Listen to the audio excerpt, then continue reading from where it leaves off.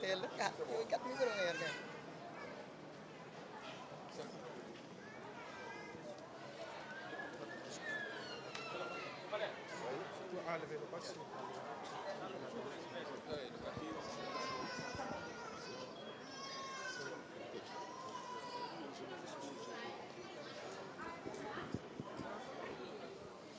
Très bien.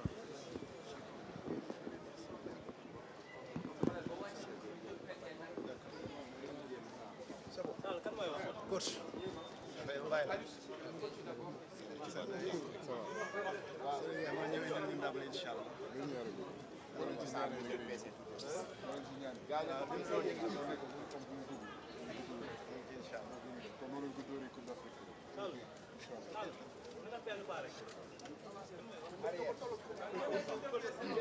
Coach avancé yaa leen di jiitu quoi. C'est bon, je te dis même pas. Sinon je te dis non. Voilà. C'est bon gars yi bu baaxee rek ngeen wax.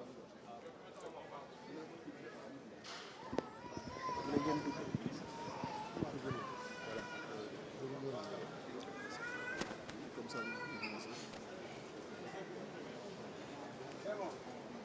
C'est bon. Voilà, coach, à partance vers la Coupe du Monde, quelle est donc la réaction avant de partir pour cette compétition importante pour la nation? Mais tout d'abord, avant de donner une réaction, c'est d'abord remercier le ministre qui est venu Doudouka, qui est venu accompagner l'équipe pour nous souhaiter un bon voyage. Et au nom de la fédération, au nom des joueurs, je tenais vraiment à le remercier de ce geste. Dire aussi, je l'ai déjà fait en conférence de presse la dernière fois vendredi, bien sûr faire un appel vraiment à tous les Sénégalais partout où ils sont, que ce soit au Sénégal ou à l'extérieur de ce pays, de se mobiliser derrière cette équipe. On a besoin de leur prière, que de la même façon qu'ils l'ont fait à la dernière CAN, qui est l'union des cœurs, et que les prières vraiment vont à l'endroit des Lions pour qu'on aille justement représenter le Sénégal et le représenter dignement. Et quelles sont les dernières nouvelles pour notre Sadio Mané national? Non, pour l'instant, je crois que c'est d'abord le ministre qui est venu nous dire au revoir. On va s'arrêter sur ça. Je crois que c'est une cérémonie qui va vers ça, qui accompagne les Lions. Sadio Mané, on parlera de ça un peu plus tard. Mais ce qu'on peut dire seulement, c'est que nous sommes très heureux que le ministre soit avec nous pour nous accompagner.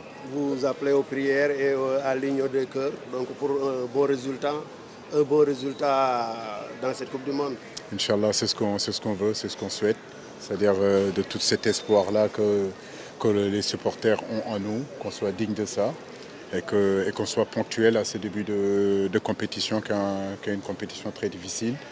Certes, mais je pense qu'aujourd'hui, avec l'accumulation des expériences et différentes cannes qu'on a eues, on est mieux armé et on a appris aussi à faire face à ces envergures, à ces défis d'envergure.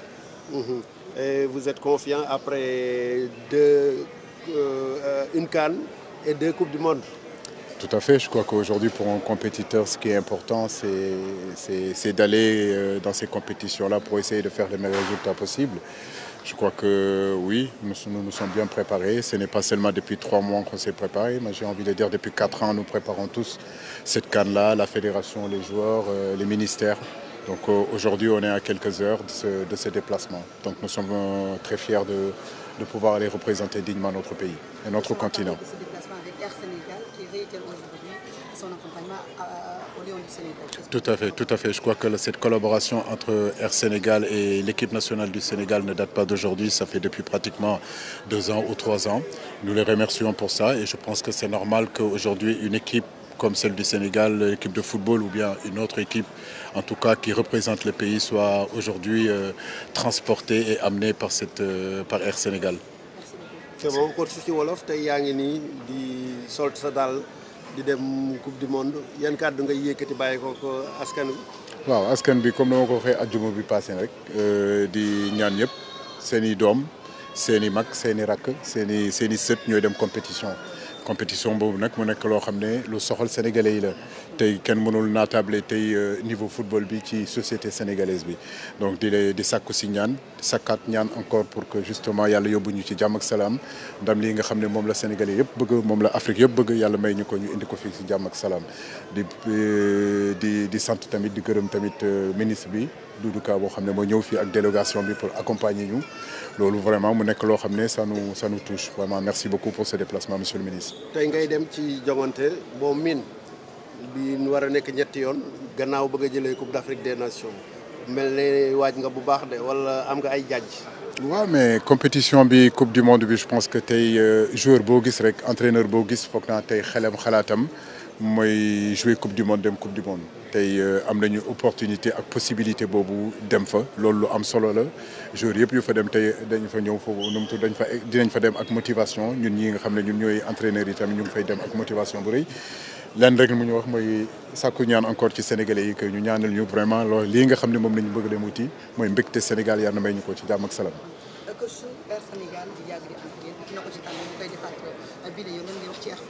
waaw di leen jaajëfal bu baax comme ni ngeen ko xamee Air Sénégal ak équipe nationale moom du histoire boo xam ne léegi la daté tey balaa ñu doon am sponsor bi nga xam ne mooy Air Sénégal dañ doon déplacé wu di def ay compétition di gis ni que yeneen nation yi yeneen dëkk yi yeneen réew yi dañuy ñëw ak seen i avion tey je crois que tey Sénégal buy dem tey coupe du monde wala muy dem coupe d'Afrique te ñu gis ni que avion Air Sénégal mooy wàcc ci tarmaki dëkk yooyu mbégte la ci ñun te évolution la ci ñun di leen jaajëfal bu baax a baax a baax. lan lañ mën a xaar ci Aliou Cissé parce que mi ngi dem Sénégal di ko ñaanal lan lañ mën a xaar ci résultat. mais xanaa def suñu kéemtalaay kattan rek waaw jéem a bégal Sénégalais yi loolu mooy suñu app loolu nañ bëgg te yal nañu yàlla may doole kattan boo xam ne dinañu bégal Sénégalais yëpp. li ñuy wuti yàlla nañu ko am. amiin yaa rabbi. yàlla si. Merci. Merci.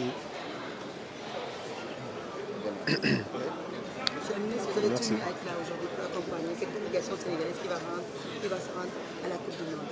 Quel est le message que vous voulez dire? D'abord, le fait que Air Sénégal soit le transporteur officiel des Lions de la Teranga est une source d'opportunité pour l'image de notre compagnie nationale. Et voir l'encadrement technique, l'ensemble des Lions, l'encadrement et la fédération être transportés par notre compagnie nationale est une grande fierté pour tous les Sénégalais. Et donc aujourd'hui, c'était le lieu de venir Air Sénégal qui est un patrimoine national comme l'équipe nationale. Donc c'était normal en tant que ministre en charge des transports aériens de venir ici dire un au revoir à l'encadrement, les encourager, leur dire une bonne chance en espérant qu'ils vont faire un très bon résultat. Et comme tous les Sénégalais, aujourd'hui c'est une journée de communion avec toute l'équipe nationale, avec les joueurs, avec l'encadrement. Donc il me fallait être là aujourd'hui pour justement matérialiser cette communion avec toute l'équipe nationale en leur souhaitant un bon voyage, en souhaitant également à Air Sénégal d'être vraiment à la hauteur parce que c'est un patrimoine national. Il faut que la compagnie également soit à la hauteur. En termes de quoi donc Air Sénégal compte accompagner les Lions? Donc Air Sénégal est le transporteur officiel donc de tout l'encadrement et de toute l'équipe nationale. Donc tout l'encadrement technique, la fédération et les Lions vont être transportés à Air Sénégal avec plusieurs vols aller-retour.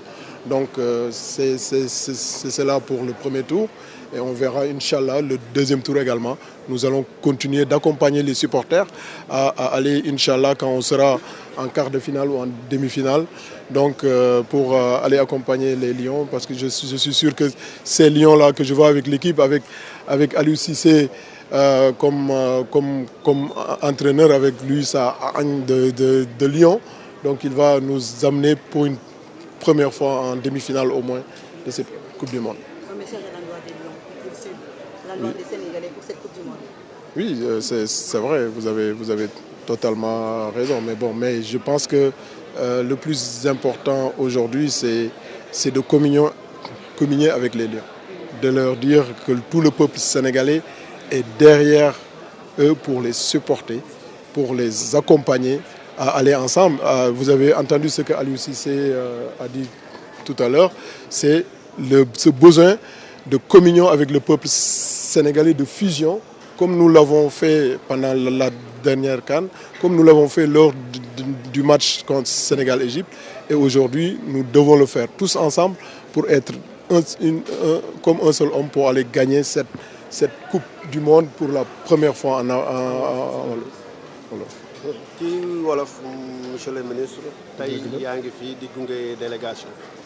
dëgg la ñu ngi ñëw fii di sant suñu borom tey nga xam ne Air Sénégal boo xamante ne si sama entreprise yoo xam ne sama secteur moo ko yilif ñu ñëwoon fii tey ànd fi ak DG Air Sénégal mu toog sama gannaaw ànd fi ak DG AIBD ànd fi tam ak directeur des transports aériens ñu ñëw ànd ak man ñëw seet si encadrement technique bi mooy entraîneur bi Aliou Cissé ak fédération bi ñoom ñuy dem nga xam ne ñu di leen tàggoo ñaanal leen ndam ñaanal leen ñu dem si jàmm yegg fa si jàmm am fa ndam donc loolu moo waral tey sama teewaay fii tey di wax ni tam Air Sénégal nga xam ne suñu compagnie nationale la Sénégalais yëpp a ko moom suñu patrimoine la loo xam ne ñëpp a ko moom te nu Sénégalais yi mel si équipe nationale bi tey noonu la Sénégalais yi war a mel si Air Sénégal